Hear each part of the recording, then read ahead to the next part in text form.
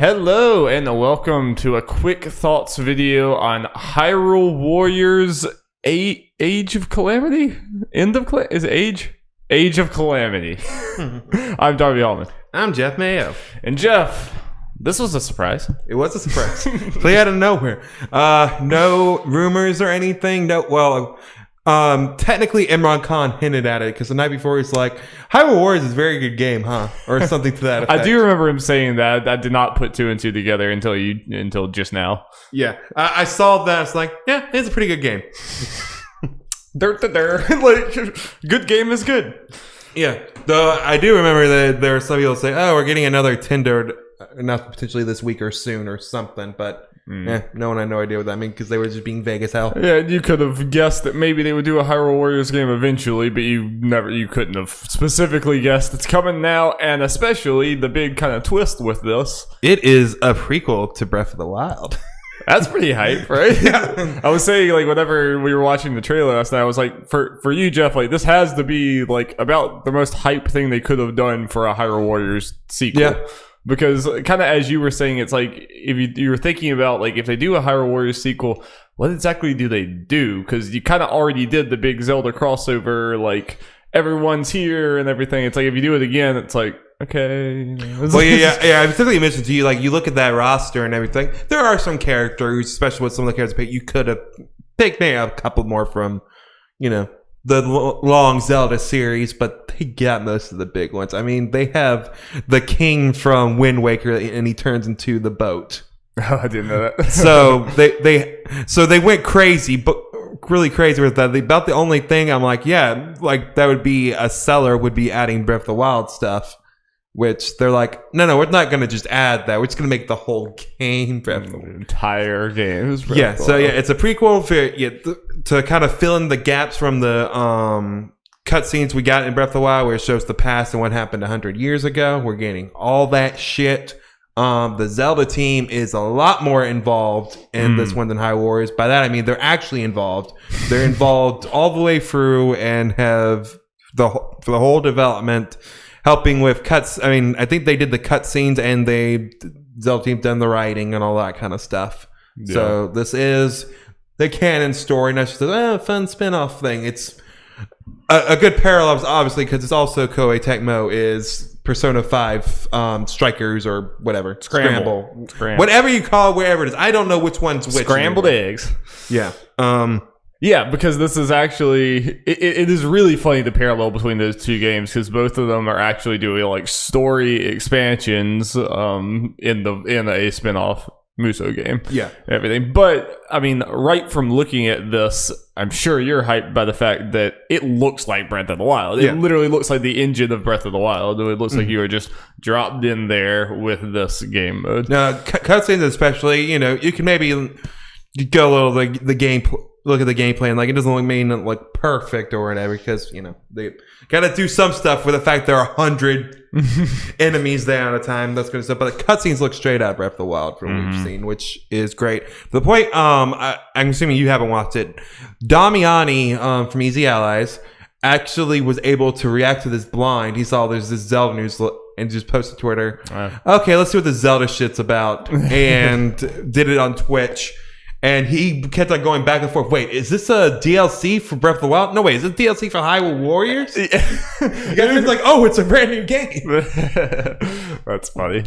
Yeah. So, yeah, like you were saying, this is the best way to do, I think, Hyrule Warriors. I guess not necessarily a sequel, but another one in another game in the series. The most exciting for sure, and it's definitely a way to get more people than just the people that love Hyrule Warriors in, because I've seen plenty of people that weren't interested in Warriors getting like, I guess I got to get this, or at least try it out. This will definitely significantly raise the ceiling on what a Hyrule Warriors sequel could have sold. Yeah, by tying it to Breath of the Wild, especially in a time when we're kind of hungry for more Breath of the Wild. More Breath of the Wild is coming. If we didn't know that there was going to be a sequel and this was just a random thing, that might be something. But like people are now interested; they want to see the As far as that goes, if this turned out to be the sequel they announced, that would be bad. People would understandably be pissed. I'd be kind of there with them, be like, I'm gonna play this and probably love it. But they were very clear. It came out and said we're still working on that. But in the meantime, I mean, honestly, if they didn't announce Breath of the Wild 2 and this announced, I'd also be like, okay, because in my mind it's like, hey, this is. I mean, because it is what it's just another extra game. Gravy. Yeah, yeah. This is not replacing anything. We're just getting it. Yeah. 100%. Which seems to be the general mindset of people, which is good. Like I've seen, people not excited that it's a Muso game, which is perfectly fair. I get Muso is definitely a niche thing and not for everyone for sure. But I haven't really seen vitriol for this. Like, why is it like this? Or I was like, this isn't for me. Sure, yeah, I'll watch. And that's where I'm at. That's where I'm at because Muso games are like I'm just really not into Muso games whatsoever. But I mean, looking at this, it's like I don't really feel like I'm missing out on something by not playing it because we always compared it to Persona. And I mean, even though Breath of the Wild I ranked back in the day, and I still stand by, I ranked above Persona 5. The reason I loved Zelda was the exploration in that world and everything like that. I mean, the story was cool enough as a backdrop, but it was, very much not why I was there. There wasn't the focus. Very much not focus. It wasn't trying to be, really. So the thought of like not being able to see story content for Breath of the Wild doesn't really bother me that much. Whereas Persona 5, I'm like, okay, well, I don't like this game type, but I still have to play this because, So like, I feel perfectly like zero annoyance or anything by this. I'm just like, this is going to be very cool for other people. Well, I wanted to bring this up for Persona real quick, just for you to make you feel better. I know, it's still generally with like Muso, but just other people. I was listening to Game Explain discussion. One of their guys played it a little bit, and he has played Muso games. It's pretty much like he described it. It's not really a Muso game for Persona. It's more just a Persona 5 action RPG, which may not be your favorite thing, but at the very least, it leans more to your taste than a straight up Muso. This one looks, from the 1.5 minute trailer, it looks more like a straight up Muso. So my hope is, just it's like a variety and potentially just make other people like it and make more interesting. I'm hoping it's not like as much of a straight up like Muso as like Hyrule Warriors. I expect it to be mainly more of a Muso. You compare it to Scramble Strikers, whatever the hell. But Koei Tecmo can do very interesting things when they do like spin-off for series, especially in the case of Persona 5, where the main developers were very closely tied in to the development and really helping out and doing stuff with the story and all that.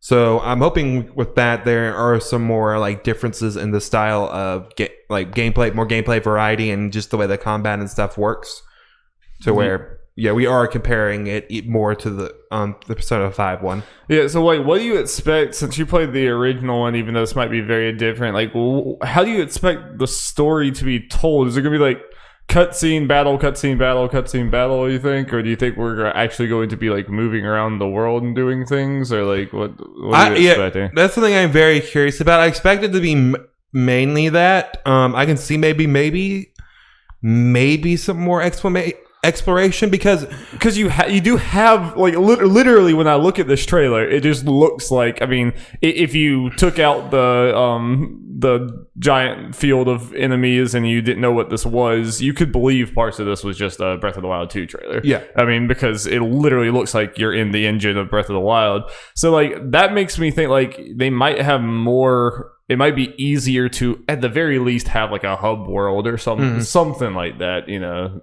like. I think it'd be wild. I'm not expecting like something like this. It'd be crazy like to go to battles. You actually are going around the Breath of the Wild map. I don't expect it, but that'd be dope. Maybe not the whole thing, but maybe there might be some element of that.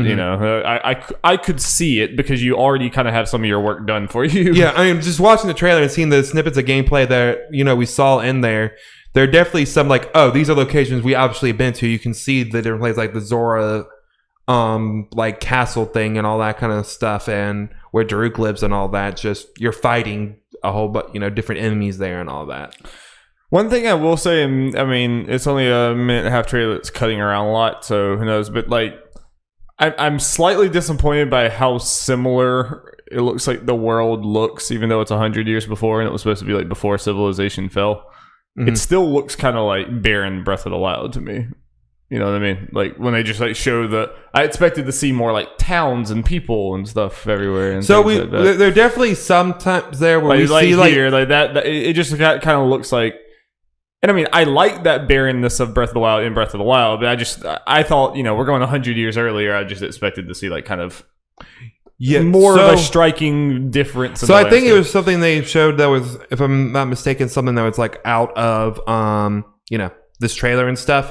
I think they're maybe hiding some of that. You definitely do see some of like, towns and castles and stuff are kind of more put together, but I think the way they're editing this trailer, it kind of looks like they're purposely not showing some of the stuff as much. Like, I think I might even saw something from like a press release where like, we'll see some of the towns that have been in ruined, and because like that could be really cool. Again, like I said, more like it's not gonna be an open world thing, but if you had like hub areas that you as Link walked around and like went to shops and stuff like that, and you were in Breath of the Wild towns that in Breath of the Wild are kind of barren or like ripped apart, but in here they're like fully. Like, they're like bustling and alive and everything. That could be really cool from just like lore experiencing the story and stuff. Like it reminds me almost of like Red Dead 2. Like Red Dead 2, you're before Red Dead 1, so some of the towns you go to in Red Dead 1, they're like ghost towns you go to in Red Dead 2, and they're like alive and everyone's there. It's like you could have some element of that in here that could be really cool. That's why I hope it has some sort of like, break in the action stuff. I know the most recently Dynasty Warriors game had an open world, but it was terrible. So hopefully has nothing to do with this. At least I will say, like from a story perspective, going 100 years before makes the Muso thing make more sense because it's supposed to be a big battle. That's what I was going to bring that up. It's like, I mean, you can argue they can do it different ways for sure, but a Muso style game makes perfect sense, for the story they are telling with this, and especially since it is a quote unquote spinoff, like going different style game, a Muso game, especially since Hyrule Warriors is a thing, it makes perfect sense. Yeah. So definitely, they had I'm interested to know when this idea came about. Did they know they were going to do this back when they made Breath of the Wild, or was this? I'm very. Maybe not when they were making Breath of the Wild, but I can imagine like quickly after the success of it, they kind of were like, okay, or maybe, leading up to it, they're like, okay, let's do this.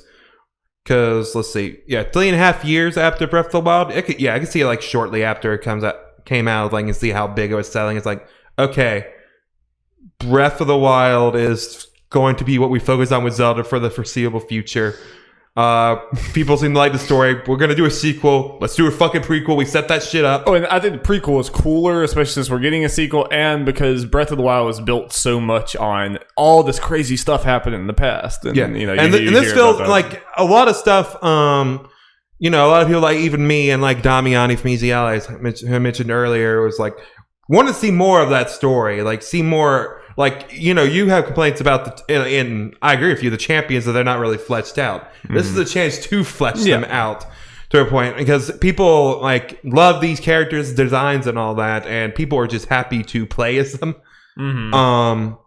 So that's interesting. Breath of the Wild is interesting because like I feel like I love it just as much, if not more, than a lot of people I see talking about these things. But the champions mean nothing to me, really. I mean, they were cool power-ups and everything, but I mean, like, as far as characters, they had like the bare minimum, and a lot of their dialogue was just kind of corny to me. I didn't connect with them in any way like that. But I mean, having this, at least you actually get to like, see them in action more than you did here, whatever, and you have a chance. It also has a chance to just be the champions being annoying for 20 hours. It's like, I don't know.